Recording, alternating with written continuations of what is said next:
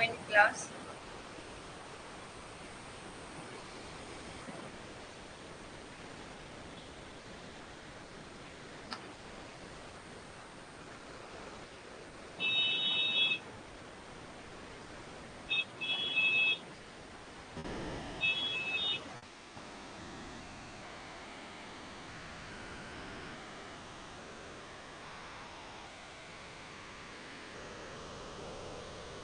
Hi Ranjana, how are you?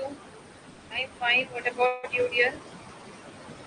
कल थोड़ा सा मुझे हेडेक हो गया था इसलिए मैंने कल लेक्चर नहीं किया. Sorry for that. थोड़ा सा हो जाता है कभी कभी वीकली थोड़ा सा. एक्चुअली हॉलीडेज वगैरह भी आ गए थे, थोड़ा वर्कलोड ज़्यादा हो गया था. Yeah, hello. In 2 minutes for Azan. All of you audible. Is my audible? I am audible.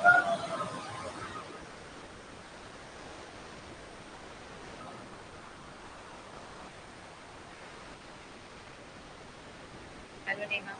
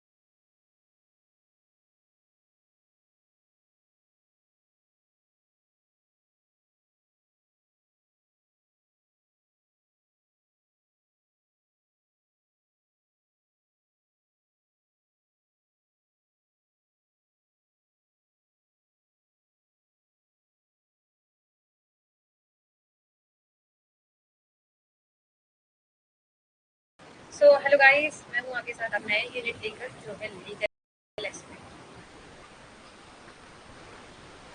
It is more than enough to you, and at the end of my total units, I'm going to be provide you. मैंने बताया था मैं आपको promise किया था surprise देने का. सो मैं आपको वो सरप्राइज दे दूँगी. लास्ट 2 यूनिट बचे, जल्दी जल्दी पहले उनको ख़त्म कर लेते हैं और उसके बाद हमारा सरप्राइज का पैकेज देख लेते हैं. And then you can start your preparation. हमारे पास नवंबर और दिसंबर के 6 तक एग्ज़ाम है, तो पूरा होल मंथ रहेगा और उस होल मंथ के अंदर आपके लिए पूरा सरप्राइज क्रिएशन हो जाएगा. So don't worry, I am with you. और हर एक स्टेप पर, हर एक पॉइंट पर मैं आपके साथ रहूँगी, ताकि हमारा नेट एग्जामिनेशन का प्रिपरेशन होगा, उसके अंदर हमारे डाउट सेशन भी हो जाएगा, हमारा लाइव सेशन भी होगा। लाइव सेशन का लेक्चर जो है maybe more than 1 hour होगा, मतलब 2 आवर्स मोर देन इनफ, मतलब बहुत ज़्यादा हो जाता है 2 आवर्स, तो may be 1.5 our is more than enough बस।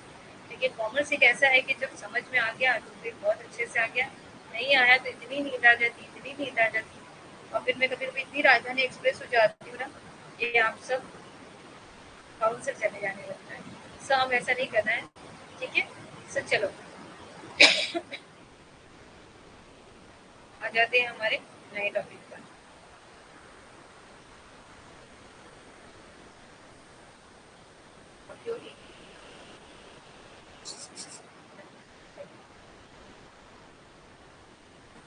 नाउ इट इज क्लियर, अभी ठीक है अभिषेक ऑडियो?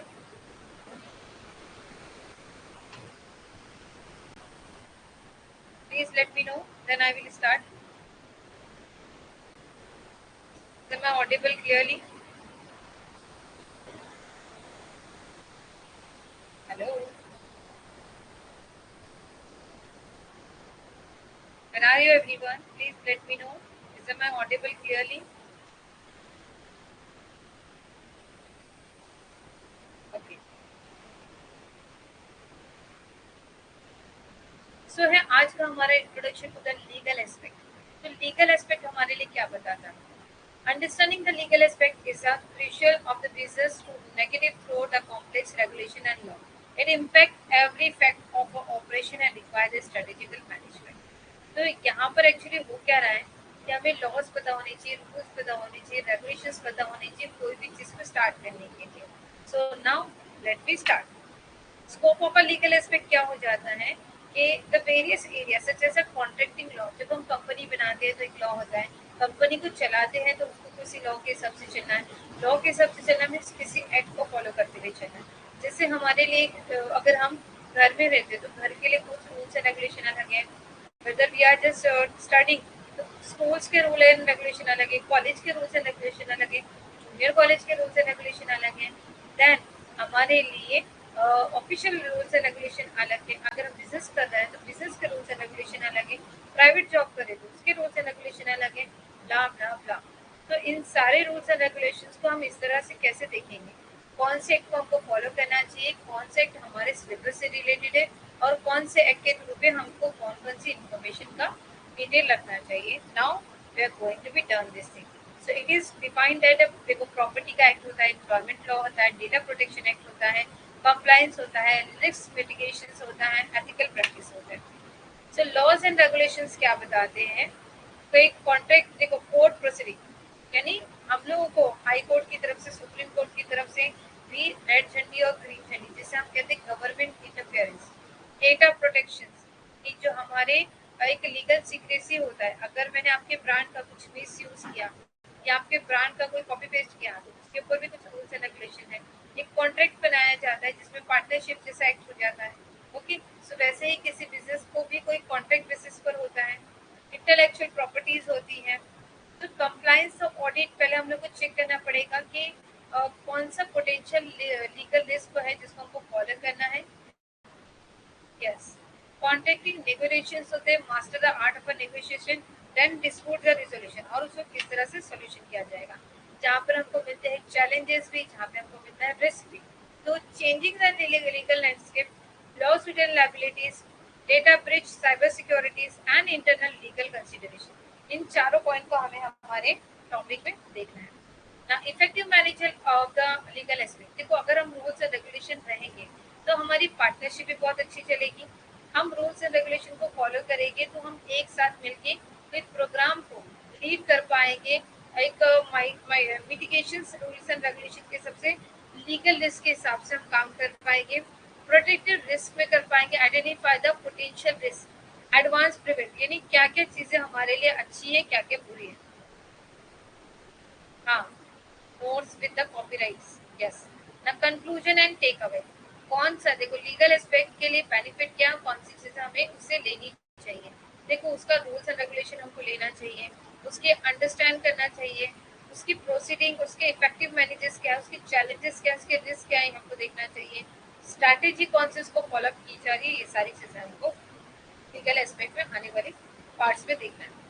तो ना आ जाते हैं हम legal aspect of a business note chapter, जिसके अंदर हमें कौन कौन से, मैंने पहले आपको बताया कि लीगल एस्पेक्ट तो ऐसे हजारों लॉज पड़े हैं, अगर हमें करना पड़ेगा तो हम उसमें बिजनेस लॉ भी कर लेंगे, लाइक हम लोग लॉयर भी बन सकते हैं। तो बट हमें लॉयर नहीं बनना है। कुछ लीगल बिजनेस से रिलेटेड, कुछ फाइनेंस से रिलेटेड, कुछ मैनेजमेंट से रिलेटेड, कुछ फाइनेंस के और एडवांसेस से रिलेटेड, कुछ लीगल एस्पेक्ट से, मीन्स कुछ एक्ट है जिसको हमें फॉलो करना पड़ेगा। तो हमें अभी आने वाले कल में आगे जाके देखना है कि इंडियन कॉन्ट्रैक्ट एक्ट क्या है, स्पेशल कॉन्ट्रैक्ट क्या है, sales of a good act क्या है, नेगोशिएबल इंस्ट्रूमेंट क्या है, कंपनीज एक्ट नोट क्या है, limited liability by with partnership कौन सा एक्ट है, कंपटीशन एक्ट 2002 में क्या देखना है, इंफॉर्मेशन टेक्नोलॉजी एक्ट 2000 से क्या बना, आरटीआई एक्ट 2005 क्यों बना, इंटेलेक्चुअल प्रॉपर्टी राइट क्या है, गुड्स एंड सर्विस टैक्स क्या है। ये सारी चीजें हम एक एक स्टेप बाय स्टेप देखेंगे, यानी हमें टोटल 11 पॉइंट को इस चैप्टर में कवर करना है। तो यहाँ पर सबसे पहले आ जाते हैं हम कंपनीज एक्ट देख लेते हैं 2013। तो ये रेगुलेटेड हुआ था formation and the function of a corporation and the companies है, जो कंपनी बनती है। Yes, lots of the topics, इसीलिए मैंने कहा कि हम धीरे धीरे जाएंगे। ये टॉपिक हमारा एक दिन में नहीं होगा, क्योंकि हमें हमारे ब्रेन में इतने सारे एक्ट को किस तरह से याद रखना है, तो उसके लिए थोड़ा गेम खेलना पड़ेगा, थोड़ा फ्रेश माइंड होना पड़ेगा, थोड़े मेरे स्टूपिड से एग्जांपल्स को आपको सुनना पड़ेगा, then you can go ahead and learn easily.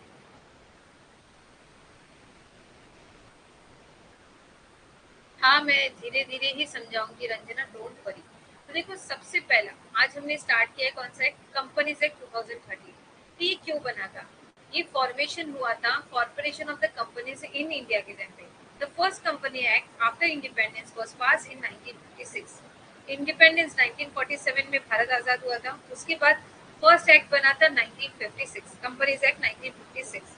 Then which government business entitle in the country, यानी गवर्नमेंट बिजनेस, यानी जो भी बिजनेस जो है गवर्नमेंट चलाती थी, उसको परमिशन मिली थी एज अ 1956 में। Act was based on the recommendation of Bhabha committee, ये भाभा कमेटी के थ्रू से रिकमेंडेशन हुआ था। This act was amended multiple times, और इस एक्ट को बार बार दोहराया गया। एंड इन 2013, जैसे ही 2013 आ गया, मेजर चेंजेस वर इंट्रोड्यूस। इसके अंदर बहुत ज्यादा चेंजेस आ गए, ड्रास्टिकली चेंज। देखो, पहले जो बिजनेस होता था वो ओल्ड फॉर्मेशन से होता था, पेपर वर्क के थ्रू से होता था। अगर हम किसी भी गवर्नमेंट एक्टिविटी में जाएंगे तो हमको एक काउंटर से दूसरे काउंटर, दूसरे काउंटर से फोर्थ फ्लोर से ग्राउंड फ्लोर, ग्राउंड फ्लोर से फर्स्ट फ्लोर, फर्स्ट फ्लोर से वापस से थर्ड वाले काउंटर पर आओ, एंड ब्ला ब्ला ब्ला। तो ये सारे लंबे चौड़े प्रोसेस होते थे, जिसमें इंसान जो होता है मेंटली भी प्रॉब्लम्स में आता था, फिजिकली भी थक जाता था, स्ट्रेस में आके काम होता था, और काम बहुत स्लो में होता था। अब जैसे जैसे टेक्नोलॉजीज आ गई, चेंजेस आ गए, बिजनेस के अंदर मशीनरी का भी यूज आ गया, टेक्नोलॉजीज का भी यूज आ गया। तो एग्जैक्टली 2000 से 13 में major changes was introduced by section 135 of the companies act 2013। India become the first country to make a corporate social responsibility. एक उन्होंने CSR बनाया, जैसे हमने नाम सुना होगा। CSR को डीपली हम देखेंगे बाद में, पहले आप सुन लीजिए what you mean by the CSR, corporate social responsibility. यानी बिजनेस की दुनिया में, कॉर्पोरेट की दुनिया में उनकी कौन कौन से अपने फर्ज है, और उन्हें किस चीज को फॉलो करते हुए चलना है। Spending a mandatory by the law, और जिसे कंपलसरी कर दिया गया, मैंडेटरी कर दिया गया। द कंपनी अधिनियम 2013 भारत में निगमों या कंपनियों के गठन और कामकाज को नियंत्रित करता है। स्वतंत्रता के बाद पहला कंपनी अधिनियम 1956 में पारित किया गया था, जो देश में व्यापारिक संस्थाओं को नियंत्रित करता था। 1956 का अधिनियम भाभा समिति की सिफारिशों पर आधारित था। इस अधिनियम में कई बार संशोधन किया गया और 2013 में बड़े बदलाव पेश किए गए। 2013 अधिनियम की धारा 135 द्वारा भारत कानून द्वारा कॉर्पोरेट सामाजिक उत्तरदायित्व खर्च को अनिवार्य बनाने वाला पहला देश बन गया था। So currently the Ministry of Corporate Affairs,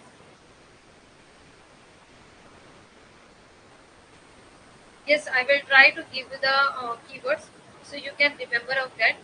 just can we start the first topic over there.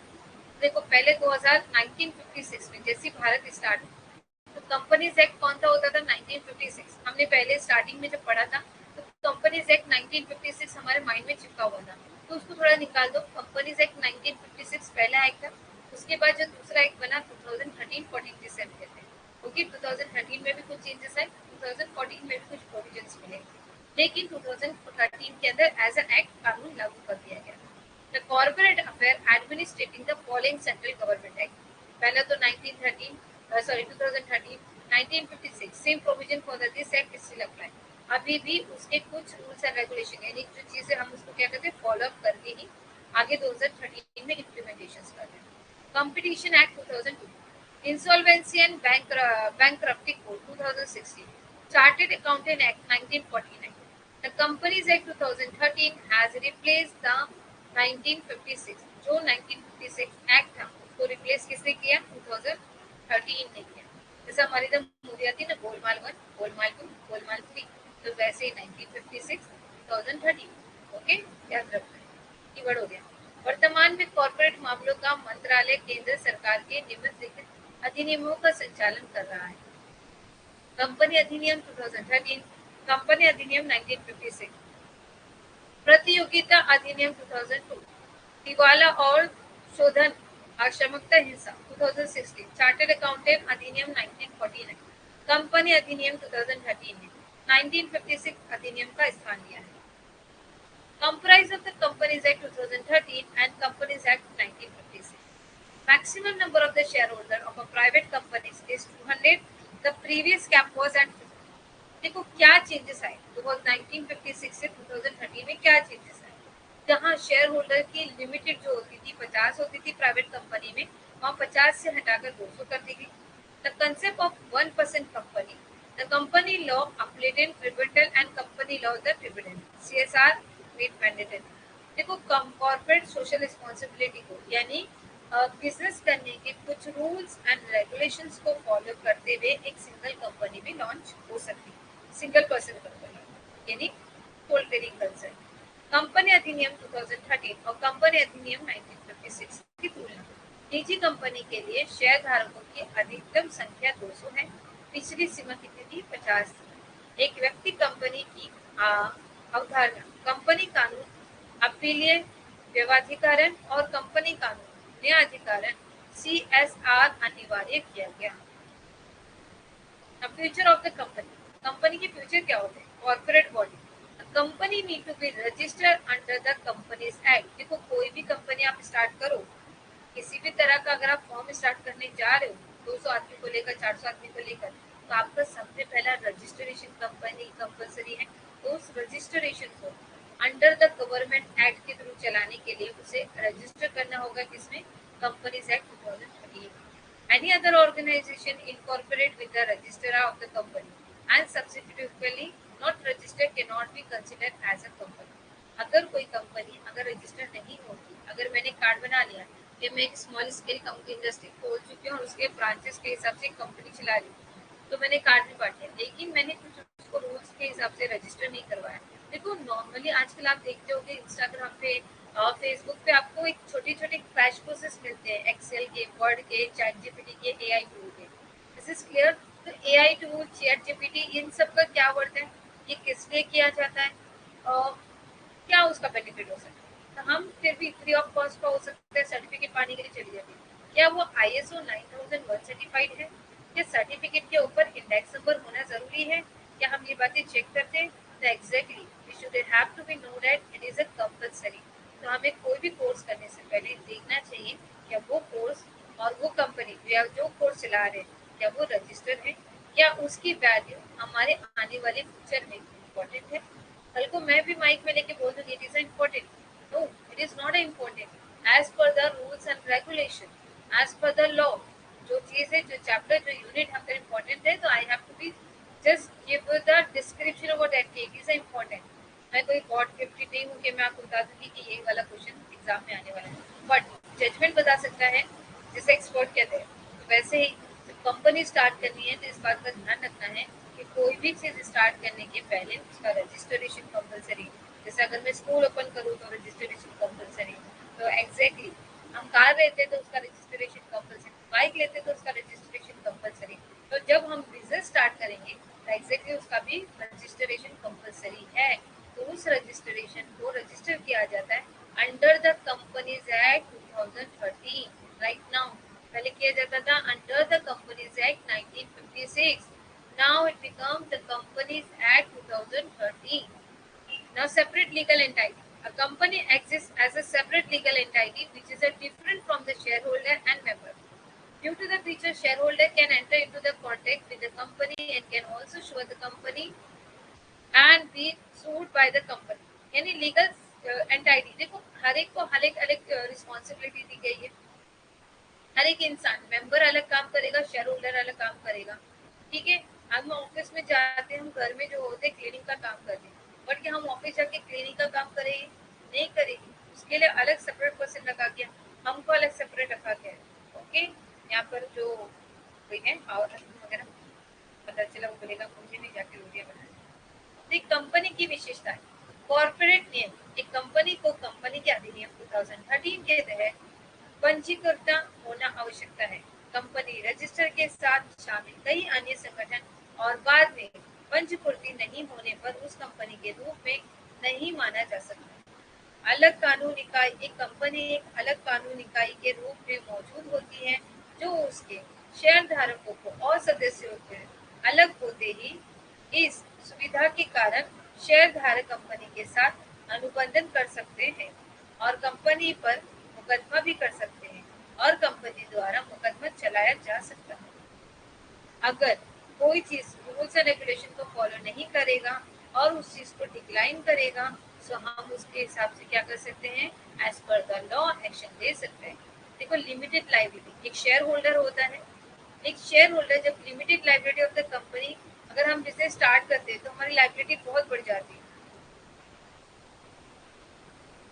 Okay, तो लिमिटेड लाइबिलिटी के हिसाब से एक जो पर्सन होता है जब बिजनेस स्टार्ट करता है, ओके, तो मेरी मर्जी, मैं कितना भी कर्जा लूँ, मुझे जो देगा मैं लेता जाऊंगा। नहीं, तो लिमिटेड लाइबिलिटी मतलब एक पर्सन जब अपना बिजनेस स्टार्ट कर रहा है और लाइबल है तो वो अपने डेप्थ ऑफ द कंपनी, जो उसका कर्जा है, उसके शेयर होल्डर की वैल्यू से ज्यादा नहीं जाना चाहिए। Business clear? जैसे विजय माल्या, जब उन्होंने बिजनेस स्टार्ट किया, उनका कर्जा उनकी शेयर मार्केट शेयर वैल्यू से डबल टिबल ज्यादा बढ़ गया था, तो उसके लिए उनकी कंपनी क्या होगी, टूट गई। कंपनी ने लिख दिया कि अगर कोई पर्सन स्टार्ट कर रहा है तो limited liability of the form अगर बिजनेस स्टार्ट होगा तो एज कम्पेयर जैसा उसकी शेयर वैल्यू, अगर हम मार्केट में लोन मांगने चाहते हैं तो आपको क्या फुल वैल्यू लोन मिलता है? अगर आपने बोले मुझे 5 लाख का लोन चाहिए तो आपको 5 लाख पूरे हैंड में मिलते हैं या आपका सेंक्शन पूरा 5 लाख होता है? नहीं। तो आपको सेंक्शन करवाने के लिए उसके मतलब अगर आपको 5 चाहिए तो आपको 8 लाख के लिए रिक्वायरमेंट देनी पड़ेगी। आपको 10 लाख चाहिए तो आपको 8 लाख 12 लाख की रिक्वायरमेंट देनी पड़ेगी, तब जाके 10 लाख सेक्शन होगा। तो कभी भी कंपनी जो उसकी वैल्यू डिमांड करता है उसकी वैल्यू से कम चीजें कर्जा होना चाहिए। डेप्थ मतलब कर्जा, तो उसका जो कर्जा है उसकी शेयर वैल्यू से क्या होना चाहिए, कम होना चाहिए। Transferability of share. Shareholder of the public limited company can transfer their share as per the rules laid down in the article of association. However, in case of private limited company, there might be some restriction on the transfer of share. देखो, दो companies होती है, public limited company, private limited company. अगर वो public limited company है under the government registration, यानी जहाँ पर हम रहते हैं, जिस कंट्री में हम रहते हैं वहीं के अंदर की कंपनी है, तो it is easily transfer the share, but कुछ रूल्स एंड रेगुलेशन है जिसको फॉलो करना पड़ेगा। बट प्राइवेट लिमिटेड में ये आपको आ जाता है कि आप इजीली ट्रांसफर नहीं कर सकते। Common seal. कॉमन सील जैसे मैंने बताया ना, मेरे एक स्टैम्प होगा, मेरी एक लीगल चीज प्रोसेस होगी। जैसा लोगो, जैसा हमारा लीगल है, पिलर फॉर्म का लोगो आप देख रहे होगे, हमारे नोट्स के पीछे भी देखो इस सर्कल में लोगो बना हुआ है, ये हमारे लिए इसका स्टैम्पिंग जो हो जाएगा वो हमारे लिए क्या हो जाएगा, common seal. Perpetual succession. The company being an artificial person established by the law perpetual to exist regardless of the difference in the membership. In simple word, a company is an artificial person. Therefore, it does not have any restriction on the age. Factor like a death, insolvency, retirement, and insanity of one or all member do not impact on the company's life. देखो, company क्या एक robotic है ना? Company को नाम दे दिया Sharma company, Raj and trading company, ठीक है? तो क्या वो राज एक इंसान है, कंपनी जो एक इंसान है? नहीं। तो कंपनी चलेगी कैसे? जैसे इंसान जो है चलेगा कैसे, उसके बॉन्ड बर्थ से चलेगा और उसकी डेथ पे जाके उसकी वैल्यू खत्म हो जाएगी। ओके, सो एग्जैक्टली कंपनी जो है एक आर्टिफिशियल पर्सन है, उसका फैक्टर लाइक ये डेथ, इंसॉल्वेंसी, कंपनी भागने तो नहीं वाली है आधी रात को। लेकिन एज, एज फैक्टर, ये रेस्ट्रिक्शन, उसको कुछ रेस्ट्रिक्शन है, यस इम्पोर्टेंट है। It does not have any restriction, age factor, death, क्यों मर जाएगी, क्या वो इंसॉल्वेंट हो जाएगी, क्या वो रिटायर होने वाली है कंपनी? कभी सुना है कंपनी रिटायर होने वाली, कंपनी बंद होने वाली क्योंकि उसका प्रॉफिट नहीं होगा तो बंद हो जाएगी? But that kind of a thing, जैसे कि एक इंसान जो है मर सकता है, भाग सकता है, रिटायर हो सकता है, सो ऐसी कोई भी चीज एक रोबोट के ऊपर हो सकती है क्या? नहीं। यूनिट 9 हो रही है बेटा। अच्छा, मेघा कहाँ है? मुझे मेघा नहीं दिखाई दे रही बहुत दिनों से। सामान्य मुहूर्त, फर्म एक कृत्रिम इकाई या एक व्यक्ति है और इसलिए अपने नाम पर स्वयं हस्ताक्षर नहीं कर सकता है। ये एक सामान्य मुहूर्त की आवश्यकता पैदा करता है जिसका उपयोग, ओके ओके, आज नया यूनिट स्टार्ट हुआ है। ये एक सामान्य मोड़ की आवश्यकता पैदा करता है जिसके उपयोग कंपनी की ओर से किए गए निर्णय का प्रतिनिधित्व करने के लिए किया जा सकता है। सतर उत्तराधिकार, कानून द्वारा स्थापित एक कृत्रिम व्यक्ति होने के कारण कंपनी अपने सदस्य में अंतर के बावजूद अस्तित्व में बनी रहती है। सरल शब्दों में कंपनी एक कृत्रिम व्यक्ति है, इसलिए इसमें उम्र का कोई बंधन नहीं। एक या सभी सदस्यों की मृत्यु, दिवालियापन, सेवानिवृत्ति या पागलपन जैसे कारक कंपनी की स्थिति को प्रभावित नहीं करते। नहीं डियर, कल नहीं हुआ था because yesterday I was not there. Number of member, as per the Companies Act 2013, the minimum number of a member required to start a public limited company is 7, while for the private limited company is 2. देखो, two or more company or two or more person are jointly come together and enjoying the ownership rights, it is called a partnership form. और उसे हम अगर दो लोग मिलकर अगर कोई कंपनी स्टार्ट करें तो हम उसे प्राइवेट कंपनी भी कह सकते हैं। यानी अगर प्राइवेट कंपनी स्टार्ट करना है तो उस कंट्री से एक आदमी, इस कंट्री से एक आदमी मिलकर जो है बिजनेस को चला सकते हैं। लेकिन अगर पब्लिक लिमिटेड कंपनी चाहिए तो उसे हमें चलाने के लिए मिनिमम कितने लोग चाहिए? 7 लोग चाहिए। The public company can unlimited, while restriction to 200 for the private limited company. जैसे पब्लिक लिमिटेड में शेयर होल्डर कितने भी बन सकते हैं, हजारों भी हो सकते हैं, लेकिन प्राइवेट लिमिटेड में 200 से ज्यादा कंपनी के अंदर नहीं आ सकते। यस, सदस्यों की संख्या, कंपनी अधिनियम 2013 के अनुसार एक पब्लिक लिमिटेड कंपनी शुरू करने के लिए आवश्यकता सदस्यों की न्यूनतम संख्या 7 है, जबकि एक प्राइवेट लिमिटेड कंपनी के लिए ये 2 है। एक सार्वजनिक लिमिटेड कंपनी के सदस्यों की अधिकतम संख्या असीमित हो सकती है, जबकि एक निजी लिमिटेड कंपनी के लिए ये 200 तक समझती है। Yes, different type of companies, यहाँ पे कौन कौन सी कंपनीज आती हैं तो देखिए। एक आ जाती है royal chartered company, statutory company, registered incorporate company, company limited by share, company limited by guarantee, unlimited company, public company और प्राइवेट कंपनी 1% कंपनी। तो रॉयल चार्टेड कंपनी क्या है? तो royal chartered company are the companies created by the royal charter. This is mean are the guaranteed power or the rights to the honorage or by the special order of a king or the queen. Example of royal character companies are East India Company, BBC, Bank of England. यानी ऐसी company जिसे राजा महाराजाओं ने शुरू किया था।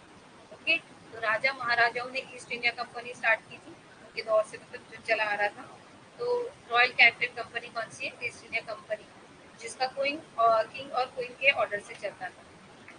Statutory company are the company incorporated by means of a special act passed by the central or state legislation.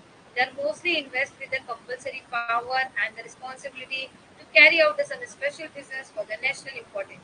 Some example of a statutory company. देखो, दो लोग स्टेट गवर्नमेंट और सेंट्रल गवर्नमेंट मिलकर जब एक साथ लोगों की सेवा के लिए कोई फॉर्म स्टार्ट करते हैं उसे हम कहते हैं स्टैट्यूटरी कंपनी। तो सबसे बड़ा एग्जाम्पल है हमारे लिए, देखो राजा महाराजा क्या, अगर दौर की कुछ पूछेगा यानी क्या, तो राजा महाराजाओं की स्टार्ट मतलब जैसे कि हमारा इंडिया की आज़ादी के पहले का, जिसमें हम लोगों के किंग और क्वीन का राज चल रहा था, है ना, हिटलर का भी आ गया था बीच में। फिर ऐसे बहुत ज्यादा लोग पुराने पुराने आ गए थे। यहाँ पे हिस्ट्री नहीं है कि हम हिस्ट्री का लेक्चर बता दें, बट 1947 के पहले का जो ईयरा था, तो उसके अंदर जो किंग और मतलब जो बादशाह चलती थी, है ना, तो वो उन लोगों के हिसाब से जो कंपनी बनी थी वो ईस्ट इंडिया कंपनी बनी। नाउ फिर पब्लिक के लिए, हाँ, king and queen keyword, statutory company के लिए स्टेट गवर्नमेंट और सेंट्रल गवर्नमेंट दोनों मिलकर लोगों का साथ देने के लिए जो कंपनी बनाते हैं उसे हम कहते हैं स्टैचुटरी कंपनी। जैसे कि reserve bank of India form under the RBI act 1934, life insurance corporation of India LIC 1956। ये दो बहुत इंपॉर्टेंट है, क्योंकि आपको ऐसा क्वेश्चन पूछ सकता है, ये RBI form as a company under the which companies, the statutory companies आए, ये बात आपको याद रखनी। LIC act 1956। registered or incorporate company. Incorporate मतलब start होना. All the other companies which are incorporate under the Companies Act passed by the government come under the Act. These companies come under the exist only after they register themselves under the Act of the certificate of incorporation is passed by the registrar of the company. जैसा कि मैंने कहा कि sir मुझे आप भी समझ लो, मेरे पास अभिषेक जो है, अभिषेक नरेंद्र मोदी है, मैं जाऊंगी मतलब नरेंद्र मोदी के पास नहीं, मतलब आप गवर्नमेंट के ऑफिसर हो, मैं जाऊँगी सर मेरा एक छोटा सा फिलर फॉर्म करके कंपनी है, मुझे स्टार्ट करना है, जिसके अंदर मिनिमम जो है 200 एम्प्लॉय है, तो मैं ये कंपनी स्टार्ट करना चाहती हूँ, तो मुझे इसका रजिस्ट्रेशन करवाना है। तो मैं देखूंगी कि कौन से एरिया में कहाँ पर है, कितने लोग काम कर रहे हैं, कितने शेयर्स है, कितने क्या है। Okay, pass the resolution, register करके दे दिया। सो इट इज कॉल्ड व्हाट, जिसमें गवर्नमेंट की सहानुभूति है, गवर्नमेंट का आशीर्वाद है कि जाओ बेटा कमाओ, हमने आपको परमिशन दे दिया। तो इससे इट इज कॉल्ड, यहाँ पे लिखो गवर्नमेंट का आशीर्वाद मिली हुई कंपनी, जिसे हम कहते हैं Google India private limited, example for the incorporate company. Start हो गई। Types of company based on the number of member, public limited company, ऐसी कंपनी जो मतलब विजिबल पर्सन के हिसाब से चल रही है कि कितने लोग हैं, दो है, दो से ज्यादा लोग या प्राइवेट चला रहे, पब्लिक चला रहे, तो इसमें दो चीजें आपने पहले भी पढ़ी है, प्राइवेट कंपनी, पब्लिक कंपनी। तो यहाँ पे legal existence of a public limited company is separated from the member share holder and the liability of its member is also limited, existence thus not affected by the retirement or death of its shareholder. A minimum of 7 members it is needed to form a public limited company, but there is no maximum limit on this. The company is collected its capital by the sales of its shares of the shareholder.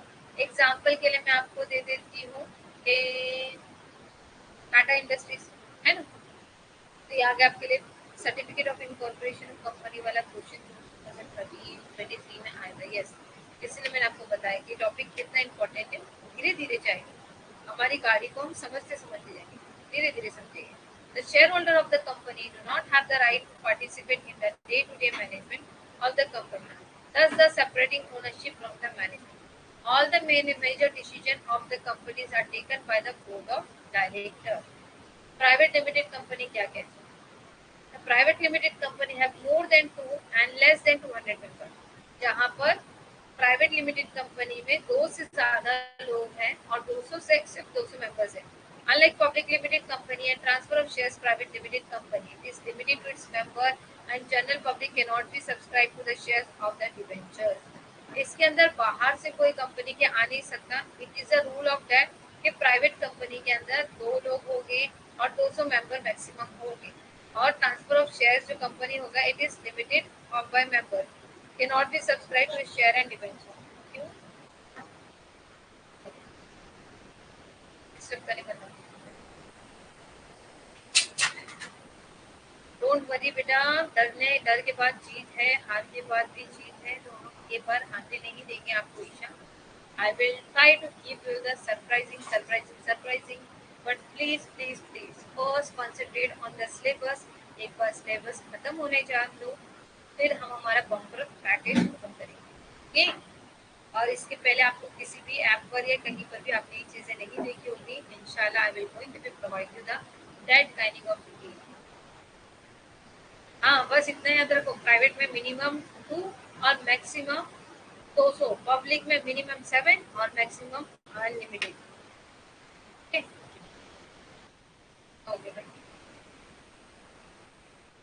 1% company, 1% company type of introduce. देखो पहली बात तो 1% company यानी single आदमी company चला रहा है, is the sole proprietor, vendor हमारे भाजी वाला है, फ्रूट वाला, but the owner shall have a limited liability and thus is a personal asset will not be at a risk if loss needed to be recovered or if it company is liquidated। अगर कहीं ना कहीं उसका business ठप पड़ गया, ऐसा नहीं है कि वो लॉसेस नहीं होगा, उसको लॉसेस तो होगा लेकिन उसके प्रॉपर्टीज वगैरह को लेकर जो हम क्या कर सकते हैं, will not be at a risk if losses need to be recover or if a company is liquidated. अगर कंपनी बंद हो गई, देखो आवश्यकता होने पर यह कंपनी के समापन की स्थिति में उसकी व्यक्तिगत संपत्ति जोखिम में नहीं होगी, क्योंकि वो सिंगल पर्सन है, भाग भी जाएगा तो क्या फर्क पड़ता है, कौन किसको पूछने वाला कि भाई कल तो ये भाजी वाला रहता था, मैंने इसको भाजी दिया था, ये कहाँ गया। कभी कभी होते हैं, देखो ऐसा बोलते हैं कि हाँ मैडम हम आपको कल ये प्रोडक्ट ला कर दे देंगे, यहीं मिलेंगे, मंडी बाजार में आ जाइए, मंडी बाजार में दूसरे लोगों के पैसे लेके भागते हैं। Okay, types of the company है ना, एक का मतलब एक का डबल करके दूंगा।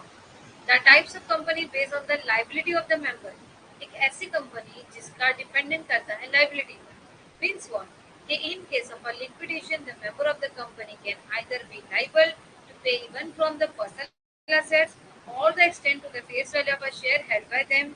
यानी क्या कहना है कि अगर एक ऐसा पर्सन कि जो यानी लॉस में चला गया था, तब या तो वो अपनी प्राइवेट प्रॉपर्टी को बेचकर पैसा दे, या उसके जो शेयर्स वैल्यू है उसका फेस वैल्यू जो पे करके पैसा दे। It's all depend on how the company is registered, ये डिपेंड करती है कि उसने अपना रजिस्ट्रेशन किस लॉ के हिसाब से कराया है। Company can be classified into the three type of the basis of a limited of the company. अब लिमिटेड लाइबिलिटीज के रजिस्ट्रेशन के 3 पॉइंट है कि company limited liability of the business चलाने की अथॉरिटी किन को देती है। तो देखिए company is limited by share, यानी share holder is limited to extend the face value of the share held by them. Most private limited company of this are type, यानी ऐसी शेयर की ऐसा तो उनकी शेयर वैल्यू क्या रहेगी, fix रहेगी, फ्लक्चुएट नहीं होगी, शेयर वैल्यू बढ़ती कम ज्यादा होती है ना, तो फिक्स रहेगी, लिमिटेड रहेगी। It is called the limited by share. Limited by the guarantee, यानी एक कोई भी चीज उसने अपनी प्रॉपर्टी रख कर या कोई भी चीज रख कर लिया है, जैसे कि हम पहले पैसा लेते थे गोल्ड लोन, एग्जाम्पल के लिए गोल्ड लोन लेते थे ना, तो कैसे प्रॉपर्टी गोल्ड रखा है और पैसा लिया तो गारंटेड हो गया। तो एग्जैक्टली अगर हमने ऐसे ही गारंटेड में कोई चीज रखाई है with certificate fix amount to cover the liability, एक ऐसा पैसा जो है उसने उठा के रख दिया कि इन केस मेरा बिजनेस बंद हो गया तो जो मेरे उठाए हुए पैसे रखे हुए उसमें से कंपनी को मैं पे कर दूसरों का कर्जा पे करके बंद कर दूंगा। Limited unlimited companies, there is no limit on the liability of the shareholder in case of the liquidation। अगर कंपनी बंद हो गई तो उससे कोई फर्क नहीं पड़ता, they might have to pay even from their personal assets or cover the liabilities of the company। This type the company is quite uncommon today due to the obvious reason। पहले ऐसा होता था कि पहले हमने सुना होगा पुरानी पिक्चरों में होता था, बहुत गोल्डन टाइम में, कि बिजनेस को लॉस हो गया, अभी घर नीलाम होने वाला है। पहले स्टार प्लस वगैरह पे सीरियल आते थे, जब मैं छोटी थी, मतलब छोटी थी, मेरी 9th-10th में थी, तो बहुत ज़्यादा सीरियल आते थे। एकता कपूर के सीरियल में रातों रात जो है कंपनी बंद हो गई, अचानक से तुलसी पार्वती वाला एक सीरियल आता था, घर घर की कहानी समथिंग हो गई, तो रातों रात वो लोग गरीब हो गए। तो वो लोग गरीब हो जाते थे लेकिन उनकी साड़ी वगैरह सब मतलब पूरा मेकअप वगैरह वैसे ही रहता था, खाली वो लोग नहीं पूरा गरीब हो जाते थे, मतलब मेकअप वेकअप भी चला जाता था। अरे इंसान जब निकला है घर से तो मेकअप किट तो साथ में लेकर निकलेगा ही, साड़ियाँ तो अचानक से वो काम वाली टाइप की साड़ियाँ भी आ जाती थी बदन पर, पहले से खुद ने खरीद के रखा होगा इंसान ने। ऑब्वियसली जब तुम 10,000 20,000 की साड़ी पहन लो तो कभी तो कोई बिना कपड़े के तो आपको नहीं निकालेगा, तो रातों रात आपके पास काम वाली साड़ी कैसे आ जाती, ये मुझे बात समझ में नहीं आती। तो ये इन बाय द वे वो सीरियल था। नाउ हम यहाँ पर अपने रियल लाइफ में आ जाते। पर्सनल एसेट ऐसा होता था कि वो पर्सनल एसेट से बेचेगा, तो अभी ऐसे कंडीशन नहीं होती, हम पहले अभी गारंटीड वगैरह सब चीज़ कर रेगुलेशन को फॉलो कर कर ही काम हाथ में दे देते हैं, अभी रिस्क नहीं देते थे। हाँ स्वर्ग movie, notice of the board meeting, a board meeting shall be convened by the giving not less than 7 days notice of the board meeting. देखो 7 दिन से ज्यादा का notice not given less than 7 दिन से कम में तुम नहीं बोल सकते कि बोर्ड मीटिंग, 7 दिन प्रायर तुमको पहले नोटिस देना पड़ेगा। Even director in the writing and his registered address mention in the company, the notice shall be sent either by the post or by the electronic mode. Notice अगर देना है तो ये 7 दिन के पहले देनी चाहिए। 7 दिन के अंदर अगर तुम दोगे तो हम इस चीज को मानेंगे नहीं। और नोटिस के साथ कुछ रूल्स है जिसको फॉलो करना चाहिए। डायरेक्टर का एड्रेस, डायरेक्टर का नाम, डायरेक्टर की सिग्नेचर उसके ऊपर मेंशन होनी जरूरी है। अब quorum of the board meeting section 17 174 of the Companies Act. The board meeting, the quorum refer to the minimum number of the director required of the board meeting. For the board meeting, the minimum number of the member requires one-third of the total number of the director in case of the interested director or the minimum number of the two director are necessary. देखो quorum मतलब यानी एक rules and regulation जो हम follow करते हैं। अब the board meeting sanction हो गई थी 174 ऑफ द कंपनी से। अगर बोर्ड मीटिंग हो रही है तो minimum number of the director available होने चाहिए। मीन्स व्हाट, बोर्ड मीटिंग में minimum number of the member required 1/3 of the total number. यानी अगर 100 लोग हैं तो 100 का 1/3 नंबर यानी 30% जो है पीपल वहाँ पर अवेलेबल होने चाहिए। In case of the interested director minimum number of two director are necessary. तो दो लोग से ज्यादा, दो डायरेक्टर तो कंपल्सरी मीटिंग में होना जरूरी है। और 174 के अंदर जब सिंगल पर्सन है तो ये वाले रूल्स उसके अंदर नहीं जा रहे। Minutes of the board meeting, देखो मिनट्स भी बहुत इंपॉर्टेंट है। मिनट्स मतलब जो अगर देखो कोरम मतलब कि जो डिसाइड कर दिया गया, स्ट्रक्चर बना दिया गया। ओके, मिनट्स मतलब के उसके अंदर रिकॉर्ड मतलब मीटिंग होने के बाद के जो रिकॉर्ड होती है कि मीटिंग में क्या क्या होने वाला है, तो ये सारी चीजें मिनट्स में रिकॉर्ड हो जाती है। कोरम मीटिंग के पहले का रिकॉर्ड और मिनट्स मतलब मीटिंग के बाद का record. Every company shall maintain the record of the meeting in the minute book. Okay, और कोरम मतलब लिख लो। कोरम मतलब मीटिंग होने के पहले के सारे रूल्स एंड रेगुलेशन की मीटिंग में क्या होने वाला है, जैसे हम स्ट्रक्चर बनाते हैं, it is called a quorum. और मिनट्स मतलब मीटिंग के बाद होने वाले, मीटिंग के अंदर होने वाले सारे discussion they are going to be recorded. The minutes shall be prepared by the company, followed by the provision of the Companies Act 2013. There must be proper record in the minute book maintained by the company secretary. Of the purpose, the page of the minute book shall be consecutively numbered. उसके अंदर मिलने चाहिए। The minute book shall be kept in the custody of the company secretary of the company. Further, director of the company can inspect the minute book, but the member of the company are not allowed to inspect the minute book. The chairman shall sign each page of the minute book. Prepare the company within the stipulated time. Minute book के अंदर जो भी चीज होगी, custody होगा company के secretary के पास होगा। Director the company can inspect the minute book. Secretary ने क्या क्या लिखा है बराबर से डायरेक्टर देखेगा। बस ये लास्ट है, मुझे मालूम है माथी के ऊपर से जाएगा, इसके लिए मैंने लास्ट है, मिनट का लास्ट है। कंपनी के not be allowed to inspect the minute book. Company किसी को भी अलाउड नहीं करेगी, कोई भी मेंबर के आओ मुझे बताओ। जैसे मैंने एक रूल्स एंड रेगुलेशन का बुक बना दिया कि आज क्या क्या डिस्कशन हुआ, तो उसकी डिटेल जो है दूसरे मुझसे ले सकते हैं। ना कि हर कोई आप लोग बोलोगे ना मैडम ने क्या लिखा देखो, तो आप लोग नहीं। आप कौन है, मेंबर्स है, आप मेंबर ही रहो। रिकॉर्ड कौन चेक करेगा, डायरेक्टर चेक करेगा, फिर साइन करके रख देगा। बस आज के लिए इतना ही। अब हम आगे पढ़ेंगे कंपनी कल।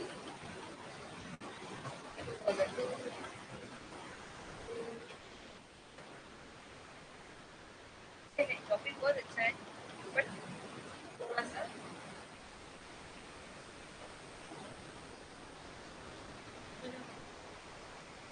लेकिन कैसा रहा आज का लेक्चर, कैसा रहा, सब चीज अच्छे से समझ में आई कि बाउंसर क्या, ये मुझे बता दो।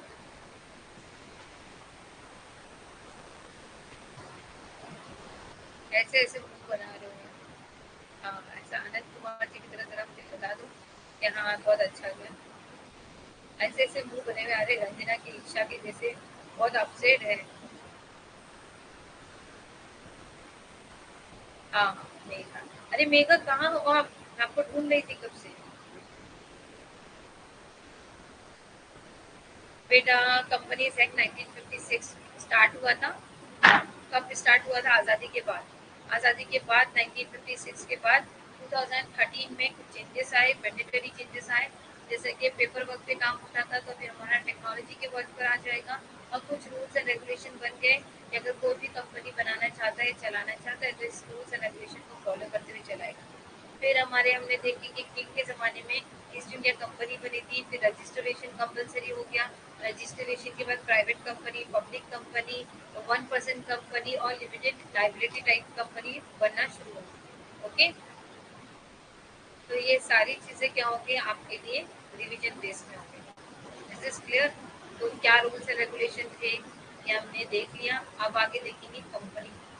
अभी हमने देखी कंपनी बनी कैसे, कंपनी के अंदर मिनट्स क्या होते हैं, नोटिस क्या होता है। नोटिस जब हम लोग को कोई भी चीज़ मीटिंग वगैरह करनी होती है तो उसके भी एक लिमिटेड डेज होते हैं कि 7 डेज के पहले हमको नोटिस देना चाहिए, 7 डेज के अंदर नोटिस नहीं देना चाहिए। उसके बाद होता है कोरम। कोरम के अंदर हम एक सेपरेट स्टेट पूरा लिस्ट बना देते हैं कि मीटिंग के अंदर कौन कौन से पॉइंट पे डिस्कशन करना है। फिर जिन जिन पॉइंट पे जो जो डिस्कशन हुआ, कुछ चीज़ें एग्री की गई, कुछ चीज़ें डिसएग्री की गई, उन सबका रिकॉर्ड हम बनाते हैं मिनट बुक। और उस मिनट बुक को रखता कौन है, कंपनी की सेक्रेटरी रखती है। और उस मिनट बुक को एक बार चेक करके साइन कौन करता है, कंपनी का डायरेक्टर करता है। मेंबर्स को अथॉरिटी नहीं होती कि वो मिनट्स को चेक करें। This is clear? ये हमने आज के इसमें पढ़ा। Now it is clear? अरे यार, मैं इतने सारे रिव्यूज देखती हूँ ना, टीचू सर के पास टीचू सर मुझे रोज एक एक रिव्यू बताते हैं कि देखो ये क्लास का रिव्यू आया, वो क्लास का रिव्यू आया। मेरी क्लास का कोई रिव्यू नहीं करता। कॉमर्स के अंदर यानी मैं कुछ अच्छा नहीं पढ़ा रही हूँ, ऐसा मुझे फील हो रहा है। अरे मेरी जा रही कॉमर्स की क्लास अच्छी जा रही है, बच्चे से समझ में आ रहा है। Very good Isha, thank you so much, thank you, love you dear. Please आप लोग मुझ पर फेस करते हो तो वो मेरी भी रिस्पॉन्सिबिलिटी है कि मैं आपको बहुत अच्छी नॉलेज प्रोवाइड करूँ। और इंशाल्लाह इंशाल्लाह इंशाल्लाह अब आपका इंतज़ार जल्दी खत्म हो जाएगा। ये 2 यूनिट कैसे भी जल्दी जल्दी खत्म कर दूँ और फिर मैं आपके साथ एक बम्पर प्लान स्टार्ट करने वाली हूँ। And definitely definitely we can.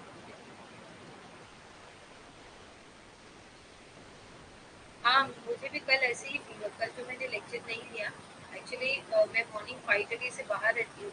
5:30 से मैं नहीं 6:30 को, सॉरी 5:30 को मैं वो जाती हूँ, 6:30 से बाहर रहती हूँ।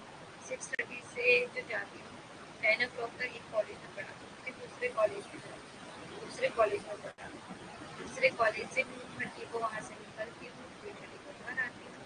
3:30 से लेके 4 o'clock के बीच में मैं मेरे बच्चों को टाइम देती हूँ, खाना खिलाना है और थोड़ा सा उनके पास आधा घंटा। 4 o'clock को हम वापस से निकल जाते हैं। 4:30 को हम वापस से हमारे प्लेस पे पहुँचते हैं जहाँ पर हम ट्यूशन पे ड्रॉप करते हैं। Then I am also conducting my tuition classes. Then वहाँ से ट्यूशन लेकर फिर मैं वापस से ट्रैवल करके रिटर्न घर के लिए आती हूँ। तो मुझे डिस्टेंस पे थोड़ा चलना भी पड़ता है, 10 मिनट्स का वे। फिर वहाँ से आने के बाद मैं आपका लेक्चर करूँगी और एक बिटवीन डेज के बीच में मैं कुछ चीज़ें आपको जैसा नोट्स अपलोड करना है थोड़ा पीछे रह जाता है। कुछ कल तो मतलब थोड़ा सा मुझे इतना ज़्यादा हेडेक हो गया था, I can't be sit in the class. मतलब लेक्चर लेकर मतलब ऐसा होता है कि मैं कुछ पढ़ा नहीं पाती। इट्स बेटर कि ये बहुत इंपॉर्टेंट टॉपिक था और इसको मैं रोज के लिए पढ़ाना चाहती थी, तो इसलिए ये रूटीन हो जाता है। तो थोड़ा सा स्पेंड कर लो आप भी टाइम। ऐसे ही हार्डवर्क की जर्नी आपके लिए स्टार्ट हो जाए कि आप इतना भी हार्डवर्क ना करो, कुछ चीज़ें पाने के लिए कुछ कर देना।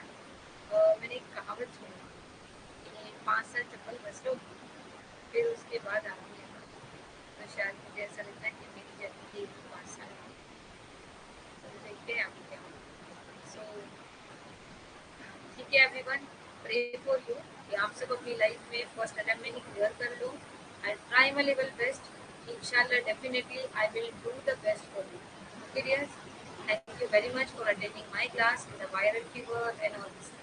Thank you. अब आवाज़ क्यों नहीं आ रही है भाई, इतनी ज़्यादा आवाज़ होगी। चलो ठीक है, कल देख लेते हैं। ठीक है, चलो everyone, bye bye, take care.